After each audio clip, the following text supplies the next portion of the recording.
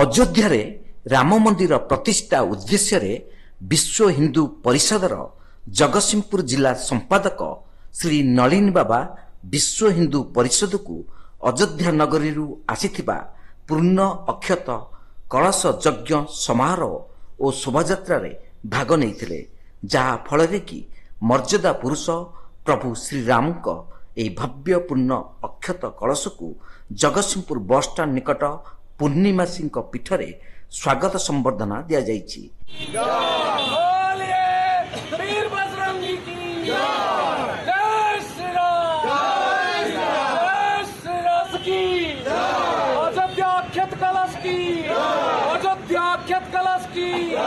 ପରେ ବିଶ୍ୱ ହିନ୍ଦୁ ପରିଷଦର ଜିଲ୍ଲା ସଭାପତି ପଣ୍ଡିତ ପ୍ରଫୁଲ୍ଲ କୁମାର ସାହୁ, ଗଗମ ତୀର୍ଥକ୍ଷେତ୍ର, ପଣ୍ଡିତ ରବିନାରାୟଣ ମିଶ୍ର, ସୁନାକର ବେହେରା, ଭଗବାନ ଦାସଙ୍କ ନେତୃତ୍ୱରେ ଏକ ଶୋଭାଯାତ୍ରାରେ ବସ୍ଷ୍ଟାଣ୍ଡ ନିକଟରୁ ମା ସୁବର୍ଣ୍ଣ ବରାହୀଙ୍କ ପୀଠକୁ ଯାଇ ସେଠାରେ ଅଯୋଧ୍ୟାର ମର୍ଯ୍ୟାଦା ପୁରୁଷୋତ୍ତମ ପ୍ରଭୁ ଶ୍ରୀରାମଙ୍କ କଳସ ସ୍ଥାପନ କରାଯାଇଥିଲା। ସେଠାରେ ଶ୍ରୀରାମ ଧ୍ୱନି ଗାନ ପରେ ଆଗାମୀ 17 ତାରିଖ ଠାରୁ ଜିଲ୍ଲାର ପ୍ରତ୍ୟେକ ପରିବାରଙ୍କୁ ଅଯୋଧ୍ୟା ନିମନ୍ତ୍ରଣ ପତ୍ର, ପ୍ରଭୁ ଶ୍ରୀରାମଙ୍କ ଫଟୋ ଓ ଅକ୍ଷତ ପ୍ରସାଦ ପହଞ୍ଚାଇବା ପାଇଁ ଲକ୍ଷ୍ୟ ରହିଛି ବୋଲି ବିଶ୍ୱ ହିନ୍ଦୁ ପରିଷଦ ପକ୍ଷରୁ କୁହାଯାଇଛି। ଅଯୋଧ୍ୟାରେ ଶ୍ରୀ ରାମଲାଲାଙ୍କର ମନ୍ଦିରର ପ୍ରାଣ ପ୍ରତିଷ୍ଠା କାର୍ଯ୍ୟକ୍ରମ ଜାନୁଆରୀ ମାସ 22 ତାରିଖରେ କରାଯିବ। ସେଇଠାରୁ ପୂଜନ ହେଇ ଅକ୍ଷତ ପ୍ରତ୍ୟେକ ରାଜ୍ୟକୁ ଯାଇଛି, ଦେଶର ପ୍ରତ୍ୟେକ ରାଜ୍ୟକୁ। ଆମ ରାଜ୍ୟରେ ଅକ୍ଷତ ମଧ୍ୟ ଆସି ପହଞ୍ଚନ୍ତି ଏବଂ ଅକ୍ଷତ ସହିତ ନିମନ୍ତ୍ରଣ ପତ୍ର ଏବଂ ରାମ ମନ୍ଦିର ରାମଲାଲାଙ୍କର ଫଟୋ ମଧ୍ୟ ରହିଛନ୍ତି। ଆମେ ଯେଉଁ ପ୍ରତ୍ୟେକ ପରିବାରରୁ ରାମଲାଲାଙ୍କ ଉଦ୍ଦେଶ୍ୟରେ ଅର୍ଥ ସଂଗ୍ରହ କରିଥିଲୁ ଅତୀତରେ, ସେଇମାନଙ୍କୁ ନିମନ୍ତ୍ରଣ ଦେବା ଉଦ୍ଦେଶ୍ୟରେ ଏହି କାର୍ଯ୍ୟକ୍ରମ। ଏବେ ଆମ ଜଗତସିଂହପୁର ଜିଲ୍ଲାରେ ପୂର୍ବ ପ୍ରାନ୍ତର ଅକ୍ଷତ କଳସ ଆସି ପହଞ୍ଚିଛନ୍ତି। ଏ କଳସ ଏଇଠୁ ଶୋଭାଯାତ୍ରାରେ ଯାଇ ଏହି ଦୁର୍ଗା ମଣ୍ଡପରୁ ଶୋଭାଯାତ୍ରା ଯାଇ ସୁବର୍ଣ୍ଣ ବରାହୀ ମନ୍ଦିରରେ ସ୍ଥାପିତ ହେବେ ଏବଂ ଆଗାମୀ 8 ଦିନ ମଧ୍ୟରେ ଏ କଳସର ଅକ୍ଷତକୁ ପ୍ରତ୍ୟେକ ଜଗତସିଂହପୁର ଜିଲ୍ଲାର 10ଟି ଯେଉଁ ପ୍ରଖଣ୍ଡ ଅଛି ପ୍ରତ୍ୟେକ ପ୍ରଖଣ୍ଡକୁ ବିତରଣ କରାଯିବ।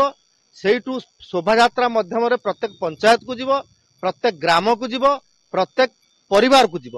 ପ୍ରଭୁ ଶ୍ରୀରାମଙ୍କର ଜନ୍ମଭୂମିରେ ପ୍ରାଣ ପ୍ରତିଷ୍ଠା ହେବ ପ୍ରଭୁଙ୍କର ଭବ୍ୟ ମନ୍ଦିର ଜାନୁଆରୀ 22 ତାରିଖ। ସେହି ଉଦ୍ଦେଶ୍ୟରେ ଆଜି ଓଡ଼ିଶା ପୂର୍ବ ପ୍ରାନ୍ତର କଟକ ବିଶ୍ୱ ହିନ୍ଦୁ ପରିଷଦ କାର୍ଯ୍ୟାଳୟରେ ଏକ ଭବ୍ୟ ଯଜ୍ଞର ସମାରୋହ ହୋଇଥିଲା। ଯଜ୍ଞରେ ସବୁ ସାଧୁସନ୍ଥ ମାନେ ଯୋଗ ଦେଇଥିଲେ ଏବଂ ଏହି କଟକ ପୂର୍ବ ପ୍ରାନ୍ତରେ ଆମର ଯୋଉ ଯଜ୍ଞ କାର୍ଯ୍ୟକ୍ରମ ହୋଇଥିଲା, ଏଥିରେ 18ଟି ଜିଲ୍ଲାର କଳସ ଯାତ୍ରା ଆରମ୍ଭ ହୋଇଥିଲା ଏବଂ କଳସ ଯାତ୍ରା ବାଦାମବାଡ଼ି ପର୍ଯ୍ୟନ୍ତ ବିଶ୍ୱ ହିନ୍ଦୁ ପରିଷଦ କାର୍ଯ୍ୟାଳୟରୁ ଆରମ୍ଭ ହୋଇକି ସରିଥିଲା।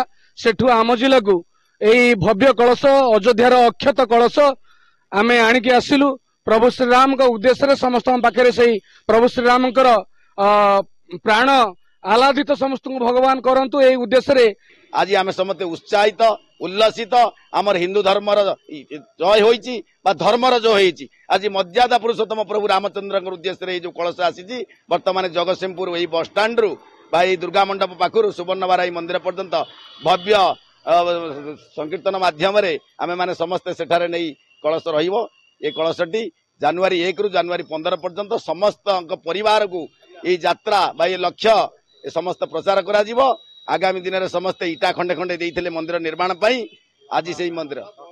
ଜଗତସିଂହପୁରରୁ ରୀତା ସାହୁଙ୍କ ରିପୋର୍ଟ, ତୀର୍ଥକ୍ଷେତ୍ର ଲାଇଭ୍।